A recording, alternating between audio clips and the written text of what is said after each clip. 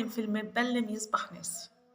ما تقارنش مراتك باختك ولا بأزواج زوجات اخواتك، فهمت؟ عشان انت كده بتقول لها قطعيهم واكرهيهم وما تكلمهمش تاني وما تشوفهمش في وشك خالص. انت كده مش بتحببها وتنهررها وتخليها تتحرك كده وتقول لها بصي اختي، بصي مرات اخويا. انت كده بتحط على اقول ايه، على الكيكه تراب. لا ده تشبيه. انت كده بتطينها. فانت ما تقارنهاش لا باختك ولا بازواج اخواتك.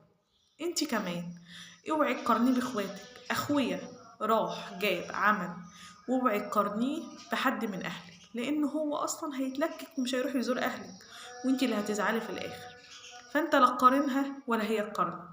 المقارنات بتعمل مشاحنات وكره وقطع صلة رحم، ما بتحركش اللي قدامك ولا حاجة.